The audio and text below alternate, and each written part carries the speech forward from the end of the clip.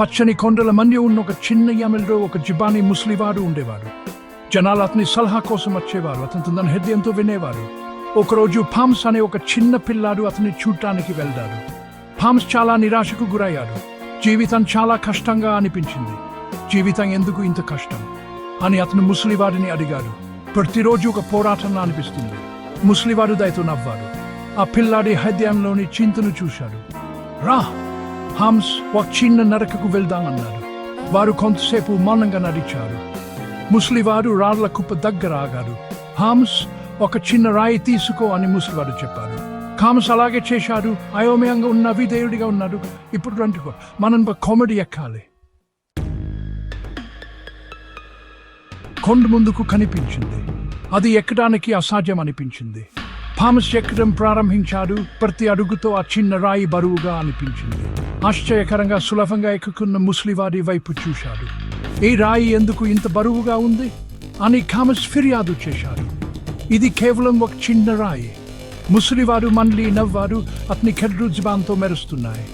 అతను సమాధానం చెప్పలేదు, కానీ ఎక్కుతూనే ఉన్నాడు. వారు మన్నగా ఎక్కారు. సూర్యుడు ఆకాశంలోకి ఎక్కా. హామ్స్ కష్టపడ్డాడు. ఆ చిన్న రాయి ఒక పెద్ద కొండలాగే అనిపించింది. నేను ఇంకా చేయలేను అని హామ్స్ అలసిపోయి ఎచ్చాడు. అతను ఆ చిన్న రాయిని ఒక శబ్దంతో కింద పడేశాడు. చివరకు ముసలివాడు మాట్లాడాడు. హామ్స్, నీ కట్టాల లాంటిది. హామ్స్ నేలపై ఉన్న చిన్న రాయి వైపు చూశాడు. అది ఇప్పుడు చాలా చిన్నదిగా అనిపించింది, కానీ అది చాలా బరువుగా అనిపించింది అని అతను అయోమయంగా అన్నాడు. ముసలివాడు తలపాడు. మనం కష్టాలు దగ్గరగా మోసుకుపోయినప్పుడు అవి బరువుగా అనిపిస్తాయి. అతను కొనసాగించాడు. మనం వాటిని ఎదుర్కొన్నప్పుడు అవి కొండలా పెద్దవిగా అనిపించవచ్చు. కానీ మనం వేసే ప్రతి అడుగు, మనం అధిగమించే ప్రతి సవాలు మనల్ని బలపరుస్తుంది. హామ్స్ శ్రద్ధగా విన్నాడు. వారు తాము ఎక్కడాన్ని కొనసాగించారు, ఈసారి ఆ చిన్న రాయి లేకుండా. ఇప్పుడు అది సులభంగా అనిపించింది. ముసలివారి మాటలోని నిజం హామ్స్ గ్రహించాడు. జీవితంలో ఎల్లప్పుడూ సవాళ్లు ఉంటాయి అని ముసలివారు అన్నారు, కానీ వాటిని ఎదుర్కోవడంలోనే మనం ఎదుగుతాము. పైకి చేరుకుని హామ్స్ ప్రపంచం వైపు చూశాడు. అతను భిన్నంగా భావించాడు, బలంగా.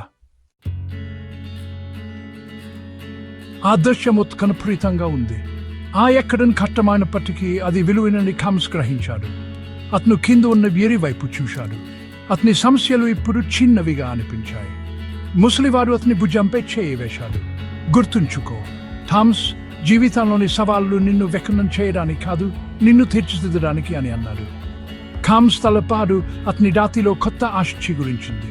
అతను అర్హం చేసుకున్నాడు.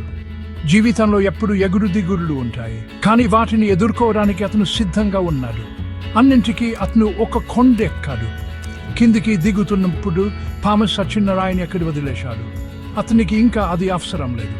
అతను ఆ పాపాన్ని తన హృదయంలో, కొత్తగా కనుగొన్న బలాన్ని తన అడుగులో మోసుకుపోయాడు. జీవితం ఒక ప్రయాణం, మరియు అతను ఎక్కడానికి సిద్ధంగా ఉన్నాడు.